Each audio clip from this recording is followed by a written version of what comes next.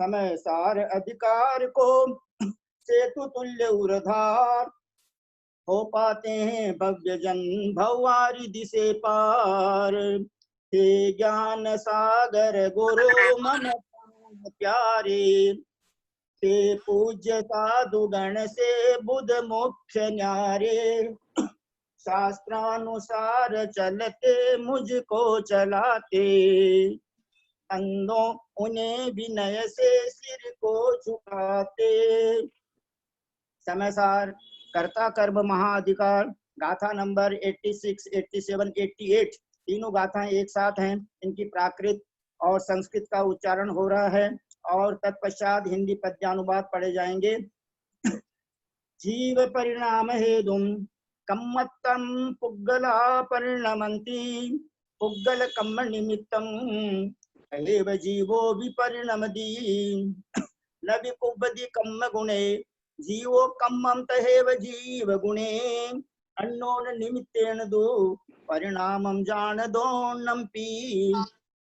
एदेन कारणेन दो कत्ता आदा सयेन भावेन, पुग्गल कम्म कदानं न दुकत्ता सब भावनम। जीव परिणाम हेतुम कर्मत्वं पुद्गलः परिणमन्ति, पुद्गल कर्म निमित्तं तथैव जीवोऽपि परिणमति।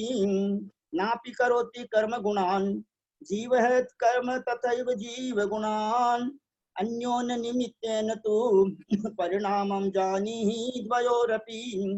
एतेन कारणेन तु कर्ता आत्मा स्वकेन भावेन, पुद्गल कर्म कर्तृकृतानां न तो कर्ता सर्वभावानां। इस प्रकार समय सार जी में गाथा 788 की भाषा और संस्कृत भाषा में छाया पड़ी गई। अब आदरणीय सोनू बहन जी, आपसे विनम्र निवेदन है कि आप तीनों गाथाओं का हिंदी पद्यानुवाद पढ़ने की कृपा करें।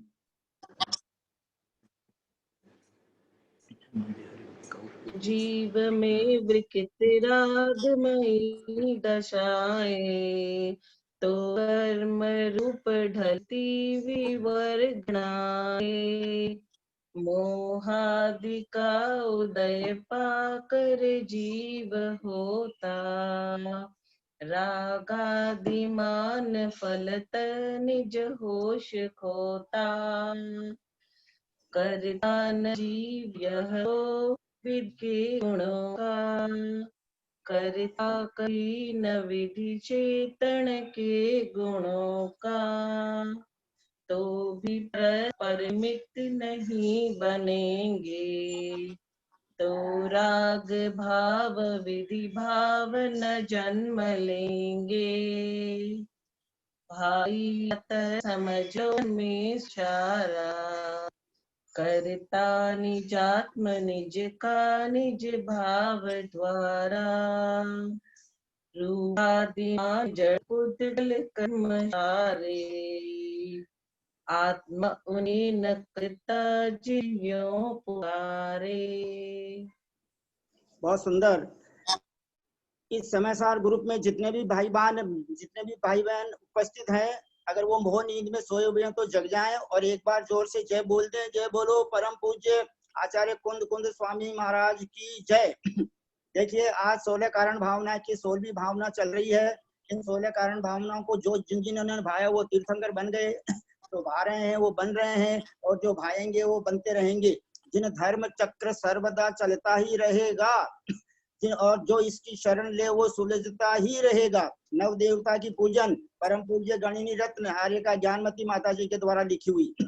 दूसरी बात, 16 ध्यान होते हैं, 4 आर्थ ध्यान, 4 रुद्र ध्यान, 4 धर्म ध्यान, 4 शुक्ल ध्यान। 16 स्वर्ग होते हैं, 16 कारण भावना होती है। 16 स्वप्न सम्राट चंद्रगुप्त ने देखे, 16 स्वप्न भरत चक्रवर्ती ने देखे, 16 स्वप्न जो है जिनेंद्र भगवान की मातोश्री देखती थी, देखती हैं, देखती रहेंगी।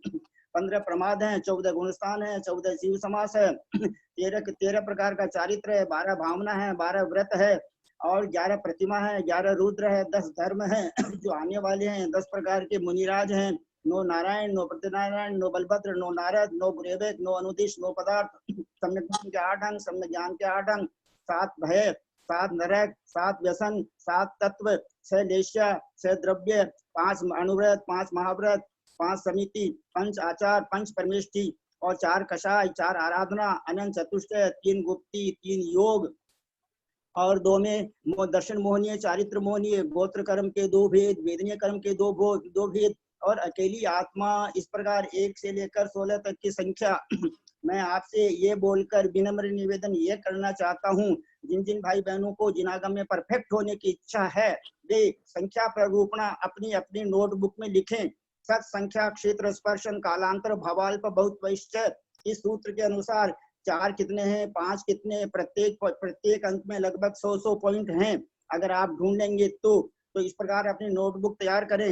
और परम आदरणीय भैया जी साहब ने कल हमको 21 स्तोत्र के 13 श्लोकों का संस्कृत और उनके दोनों हिंदी पद्यानुवाद, उनका हिंदी अन्वय अर्थ, शब्दार्थ और उनका अर्थ और जो है उनका स्वयं का चिंतन मनन, और कल परम पूज्य सुपार्श गणिनी रत्न सुपार्शमती माता जी का लिखा हुआ भी चिंतन मनन प्राप्त हो गया था एक बहन जी के पास में। तो इस प्रकार आज दोपहर में 24 दंडक चलेगा और प्रतिदिन 2 श्लोक 4 श्लोक जितने हो सकेंगे 21 स्तोत्र के चलेंगे। यह सारा निवेदन मैंने आपसे कर दिया है। अब मैं परम आदरणीय हमारे ब्रह्मचारी भैया जी साहब श्रीमान केसी जैन साहब से विनम्र निवेदन करता हूँ, हम सब ग्रुप में जितने भी सदस्य विद्यमान है उन सब की तरफ से सबसे पहले आपको सादर वंदना, सादर प्रणाम, सादर पावन हो। आप हमें 16 कारण भावना में 16वीं भावना और समय सार की 3 गाथाओं का भावार्थ समझाने की कृपा करें। भैया जी वंदना वंदना वंदना। मंगलम भगवान वीरो मंगलम गौतमो गणी मंगलम कुंद कुंदाद्यो जैन धर्मोस्तु मंगलम सर्व मंगल मांगल्यम सर्व कल्याण कारकम प्रधानम सर्वधर्माणां जैनम जयतु शासनम। सर्वे श्रोतारे सावधानतया शृण्वन्तु। बोले देवादिदेव महावीर भगवान की जय। बोले आचार्य कुंद कुंद स्वामी महाराज की जय। बोले आचार्य अमृतचंद्र स्वामी महाराज की जय। बोले आचार्य जयसेन स्वामी महाराज की जय।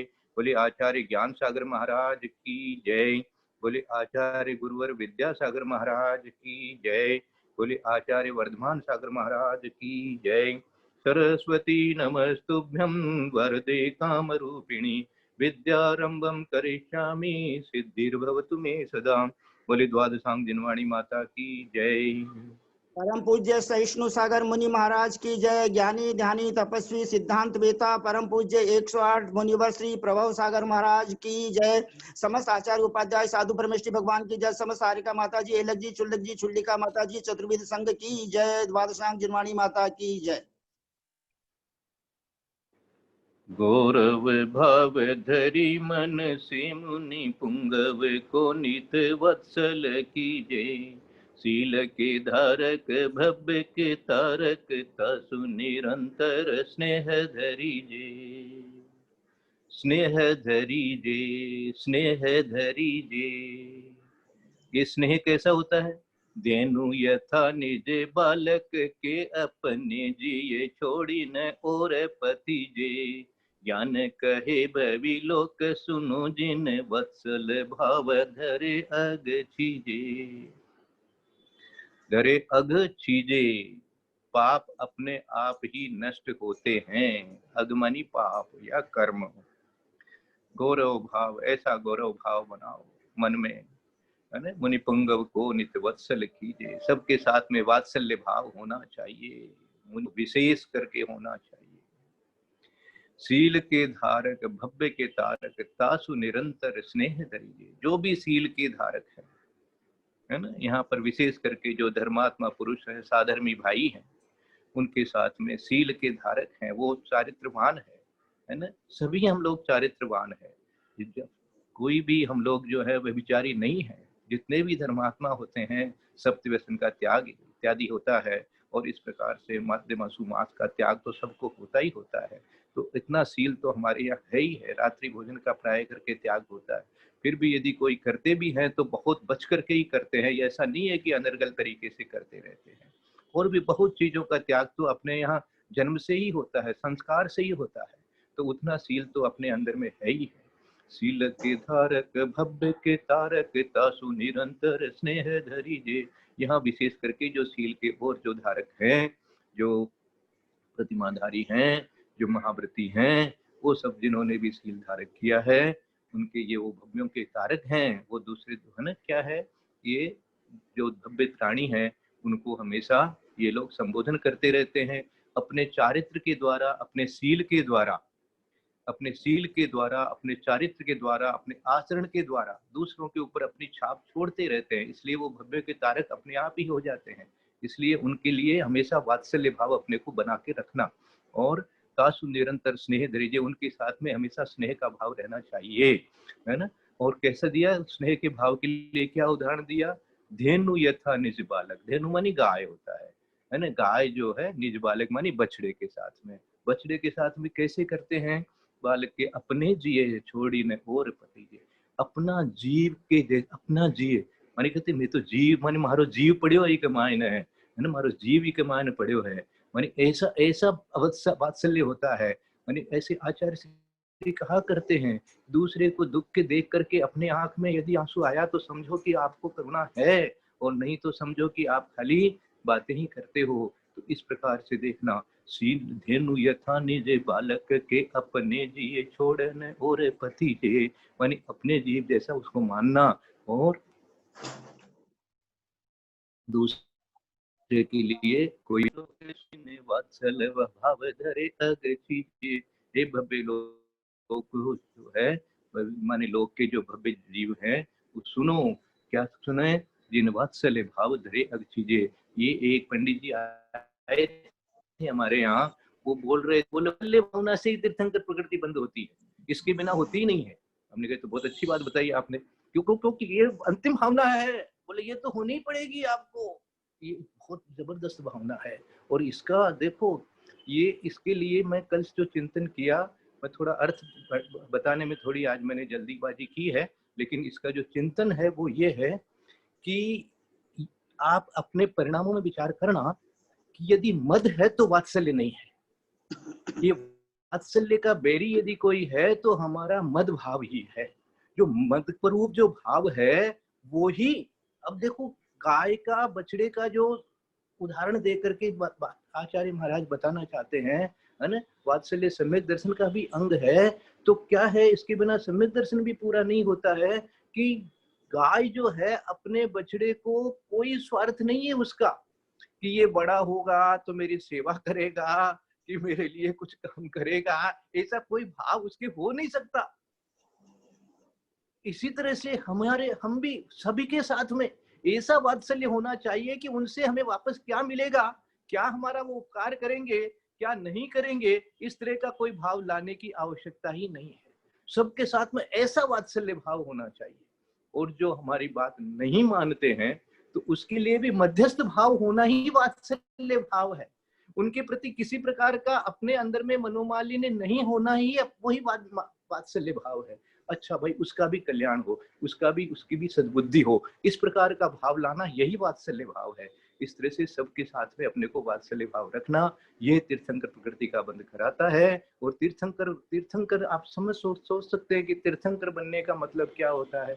तीर्थंकर से ऊंचा कोई पुण्य होता नहीं है, तीर्थंकर से ज्यादा कोई सांसारिक सुख हो नहीं सकता।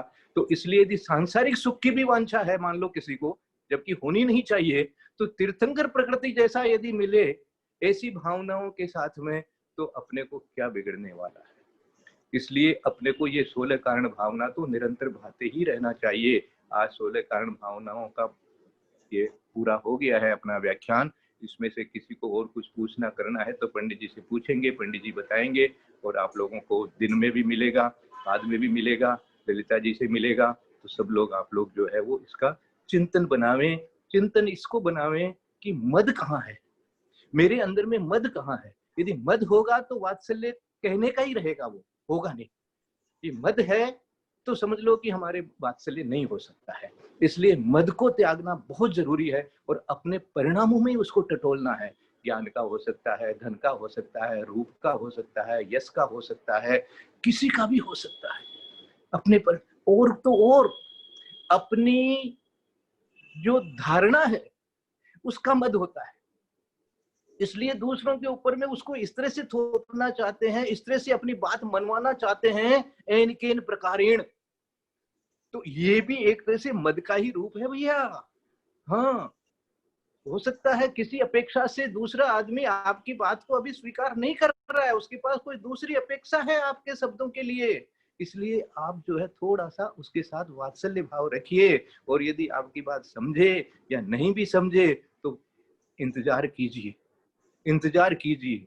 हो सकता है आपकी बात और आपका भाव यदि सच्चा होगा तो जरूर एक न एक दिन उसके भी समझ में आ जाएगा, और नहीं तो उसकी बात पर आप चिंतन करके देखिए, हो सकता है उसकी किसी अपेक्षा से उसका भाव ऐसा जो चल रहा है उसके प्रति आपके अंदर में अपने आप ही माध्यस्थ भाव आ जाएगा। इसलिए कहीं भी किसी के भी प्रति किसी भी कारण से, कहीं भी किसी के भी प्रति किसी भी कारण से आपके मन में जो है वो कोई राग और द्वेष का भाव नहीं आना चाहिए। ये राग द्वेष का भाव नहीं आना ही वात्सल्य है। यही वात्सल्य, वात्सल्य तभी आएगा अपना मत छूटेगा और दूसरे के प्रति किसी प्रकार राग मानी कोई ना कोई आपको स्वार्थ रहता है, कोई इच्छा रहता है, हमारी ये बात मान ले, हमारा ये काम कर दे, आज नहीं तो कल कर ले। ये इस प्रकार की जो अपेक्षा रहेगी तो याद करना कि गाय और मछली का उदाहरण आचार्यों ने हमें क्यों दिया है, गाय और बछड़े का प्रीति का उदाहरण हमें क्यों दिया है आचार्यों ने। ऐसा ही वात्सल्य होना चाहिए, किसी प्रकार की अपेक्षा वांछा वापस हमें उसका उपकार मिले ऐसा भाव मन में नहीं लाना चाहिए। ये है वात्सल्य भाव। वंदितु सब सिद्धे ध्रुवम चलम नोवमं गदिम पत्ते गोचामी समय पाहुड़ मिणमो सुध केवली वणियम। अनंत अनंत सिद्ध परमेश्वर भगवान की जय। अब देखो अपने पास में आज 86, 87 और 88 ये 3 गाथाएं आई है। समय तो बहुत कम है, इसलिए आज यदि पूरी होएगी तो अच्छी बात है, नहीं होगी तो कल तक भी ले लेंगे अपन। देखो इन तीनों गाथाओं में मुख्य रूप से निमित्त नैमित्तिक विचार जो है उसका यहाँ पर अपने को चिंतन करना है। ये मुख्य रूप से जो निमित्त नैमित्तिक के बारे में कई लोग निमित्त को कह देते हैं कि भाई निमित्त कुछ नहीं कर सकता, तो निमित्त तो कुछ करता नहीं है, बहुत अच्छी बात है, निमित्त कुछ नहीं करता है, फिर भी निमित्त शब्द जो है वो आचार्यों ने गाथा में लिखा है। कुंद कुंद आचार्य ने भी यहाँ निमित्त शब्द जो है वो प्रयोग किया है। तो यदि कोई शब्द है तो उसका कोई ना कोई अर्थ भी है, और अर्थ है तो वो है, ऐसा नहीं है कि वो नहीं है। अब वो क्या है, अब देखो निमित्त के लिए वर्णी जी ने एक लाइन लिखी है कि निमित्त कुछ करता नहीं, निमित्त के बिना कुछ होता नहीं। निमित्त कुछ करता नहीं, निमित्त के बिना कुछ होता नहीं। निमित्त कुछ करता नहीं, निमित्त कुछ करता नहीं, निमित्त के बिना कुछ होता नहीं। अब ये इसको कहते हैं निमित्त नैमित्तिक संबंध। ये निमित्त नैमित्तिक संबंध है, इसलिए निमित्त के बिना कुछ होता नहीं, और निमित्त यदि कुछ करे तो फिर उपादान का महत्व समाप्त हो जाएगा। तो इसलिए निमित्त यदि करने लग जाएगा तो उपादान जो है उसका महत्व खत्म हो जाएगा। तो निमित्त कुछ करेगा नहीं, निमित्त में यदि काम हुआ तो वो निमित्त उसी में हुआ, और जिसमें काम हुआ उसका नाम उपादान कहलाएगा। इसलिए अभी देखो, जीव परिणाम हुदुम महेदुम, जीव परिणाम हेदुम कम्मत्तम पुग्गला परिणमंती। क्या जीव जो है वो अपने ही परिणमन करता है, जीव अपने परिणमन करता है, और उसके निमित्त से जीव परिणाम महेदुम कमत्तम, जीव के परिणामों के हेतु हेतु हेतु मान जीव जब परिणाम करता है, कोई परिणमन करता है, कोई भाव करता है, तो क्या होता है, पुग्गला परिणमंती। पुग्गल में भी परिणमन होता है। ये किसकी बात हो रही है, ये संसारी जीव की बात हो रही है ना। और पुग्गल कम्म निमित्तम तहेव जीवो भी परिणमति, और पुद्गल में के निमित्त से जीवों में परिणाम होता है। पुद्गल जीव के परिणाम के निमित्त से कर्म रूप से परिणमित होते हैं और जीव भी पुद्गल कर्म के निमित्त से रागादि भाव रूप से परिणमित करते हैं। अब देखो दोनों का पारस्परिक काम हो गया। जीव क्या कर रहा है? जीव भाव कर रहा है। जीव क्या भाव कर रहा है? मान लीजिए किसी पुस्तक को देख करके पढ़ने का इच्छा कर रहा है, वो पढ़ने का भाव कर रहा है। अब जो पढ़ने का भाव किया तो किसने किया? जीव ने किया। और साथ में क्या हो गया? अब यहाँ कर्म है। अब वैसा ही कर्म जो है वो उसी रूप से परिणमित हो जाएगा, क्योंकि आश्रव हो रहा है ये। तो जैसा ही जीव में आश्रव इसीलिए इसको आश्रव कहते हैं। वो किसके निमित्त से हुआ? आपने पुस्तक पढ़ने का भाव किया तो जीव के भाव से कर्म जो पुद्गल है उनमें भी उसी प्रकार का परिणमन हुआ है ना। कंप्यूटर में आपने की प्रेस किया तो की प्रेस करने से आपको दिखेगा तो नहीं आंख से, लेकिन अंदर में जो भी डाटा है उसमें उन की का प्रभाव हो जाएगा। तो आप यदि की नहीं प्रेस करते तो अंदर के डाटा में चेंज होता क्या? तो की किसने प्रेस की? बोले की प्रेस की है किसी ने? जीव ने। तो जीव भाव करता है तो कर्मों में भी परिणमन होता है। और कर्म में जब परिणमन होता है, अब देखो कर्म में क्या परिणमन हो रहा है। आप जैसा सीन देखते हैं उसके परिणमन से उनका परिणमन हुआ और वैसा ही आपने भाव कर लिया, तो उसके परिणमन से आपके भी भाव जो हो जाते हैं। तो कहते हैं कि कर्म जिस प्रकार से उदय में आता है तो उसी प्रकार का औदयिक भाव भी हो जाता है। तो क्या कह दिया? जीव परिणम हेतुम कमत्तम पुद्गला परिणमंती। पुद्गल परिणमन करते हैं जीव के परिणामों से। और पुद्गल कर्म निमित्तम, और पुद्गल कर्म जो है उनके निमित्त से तहेव जीवो भी परिणमति, जीव भी परिणमन करता है। समझ में आ गया? 2 लाइन अच्छी तरह से। जीव परिणाम हेतुम कम, जीव के परिणामों से, हेतु मानी हेतु, कम्मत्तम पुद्गला परिणमति, पुद्गल कर्म रूप पुद्गल जो है वो भी परिणमन करते हैं। मानी जैसे आप भाव करोगे वैसे कर्मों के अंदर में क्या हो जाएगा जी? बंद हो जाएगा, स्थिति बंद हो जाएगा, अनुभाग बंद हो जाएगा, सब हो जाएगा और संक्रमण भी हो जाएगा। और क्या हो जाएगा? और आप जितना भी जो 10 करण है उस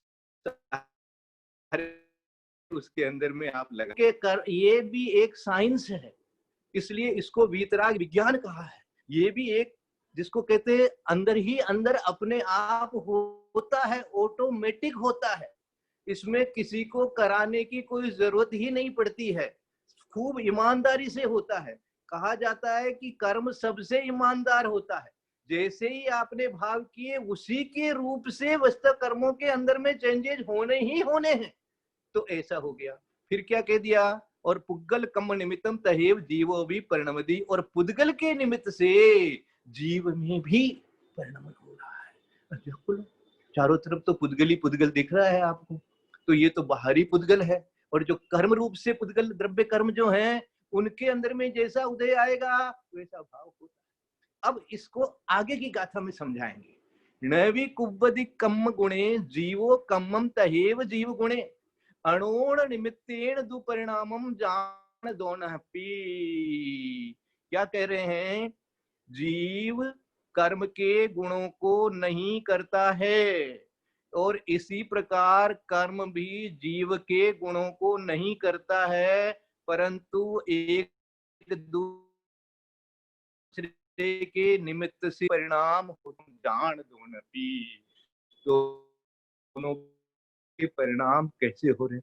मैं भी कोई कम गुणे, कर्म जो है जीव के गुणों को प्राप्त नहीं करेगा। न भी कुबद्दि कम गुणे जीवो कम्मम तहेव जीव गुणे।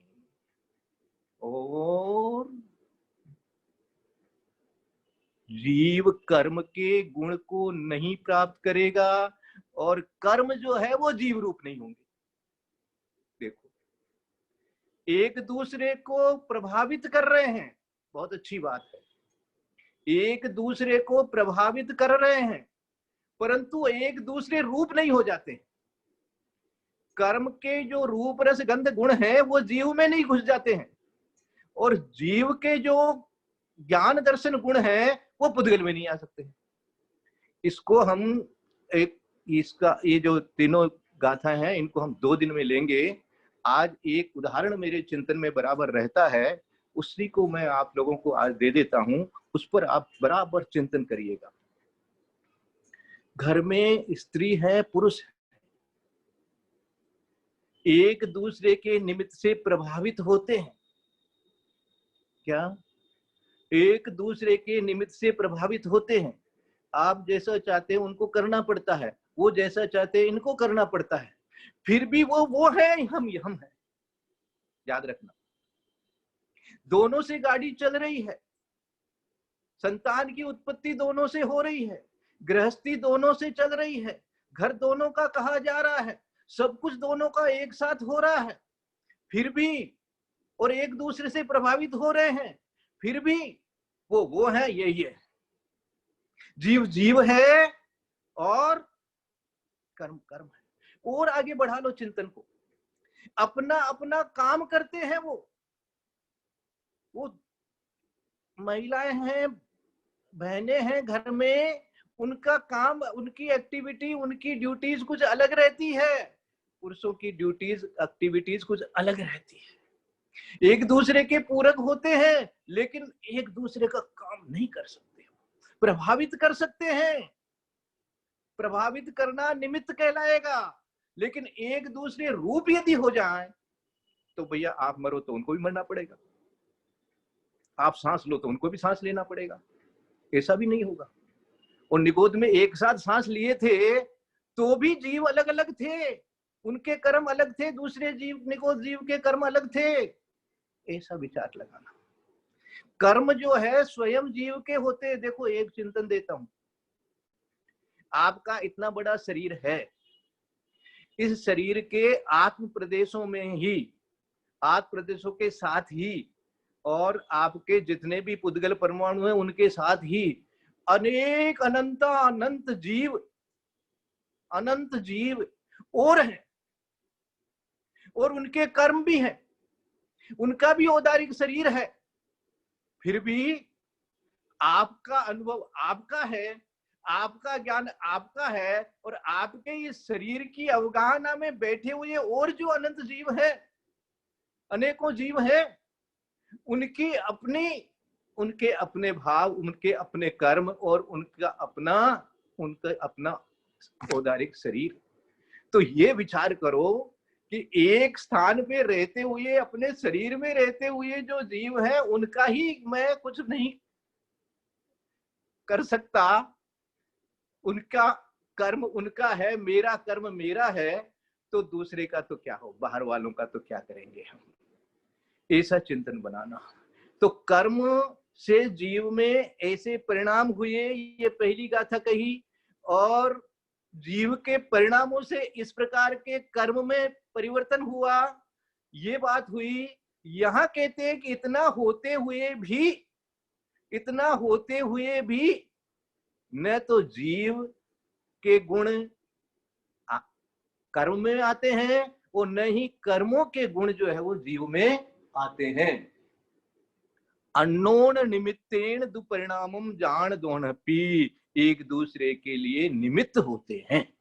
अन्नोन माने एक दूसरे के लिए क्या होते हैं, एक दूसरे के निमित्त से इन दोनों में परिणाम होते हैं, ऐसा जानो। दोनपी, दोनों में, यानी दोनों में परिवर्तन होगा, इसमें कोई एक दूसरे के कारण से होगा, इसमें कोई संदेह नहीं है, लेकिन अपने अपने गुण रूप ही परिणमन करेंगे।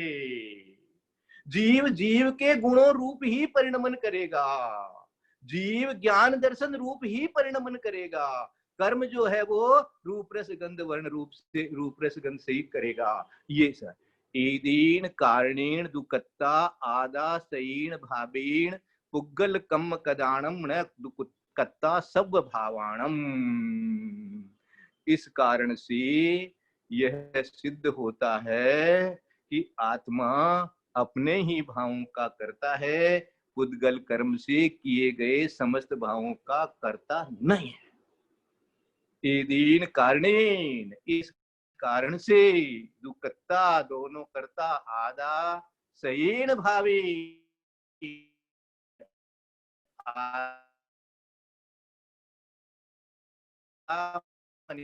अपने आप करता है। अब विचार कर ले कि मैं क्या करता हूं, मैं ज्ञान ही करता हूं, मैं ज्ञान का ही करता हूं, वही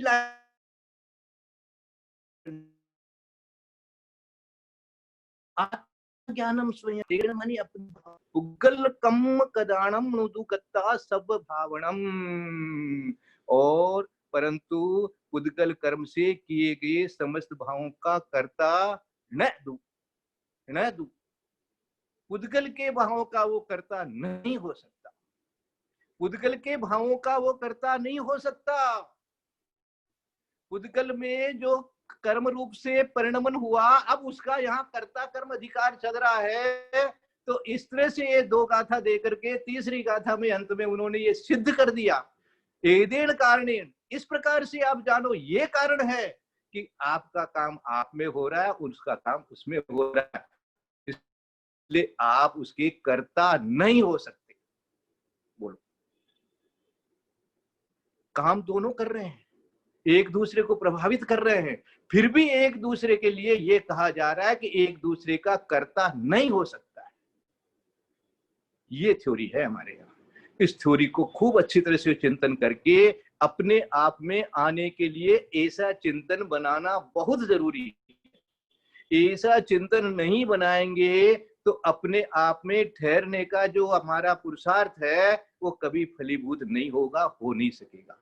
आज हम ये हैं और किसी भाई को कोर्नेल जी को कुछ बोलना है तो बोलेंगे, इसको और इस पर कुछ चिंतन आप लोग करिए। और मैं तो चाहता हूं कि इसी चिंतन के ऊपर में सब लोग कुछ न कुछ अपने को कैसा चिंतन हो इसको बताएं। यदर्थ मात्रा पदवाक्यहीनम मया प्रमादादि किंचनोक्तम तन्मे क्षमित्वा विदधातु देवी सरस्वती केवल बोध लब्धि बोधि समाधि नाम शुद्धि स्वात्मोपलब्धि शिव सो वस्तुदाने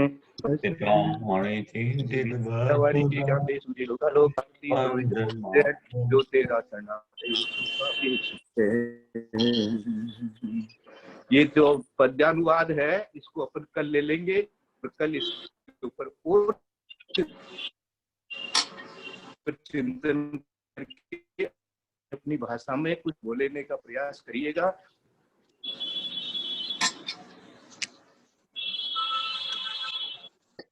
पंडित जी वंदना। भाई साहब वंदना, पंडित जी प्रणाम, सबको सादर जय जिनेंद्र। पंडित जी साहब ये मीनमो मीन्स क्या होता है? मीनमो मीन्स मीनमो सुध केवली बणिदम है ना, ये पहली गाथा में मीनमो मीन्स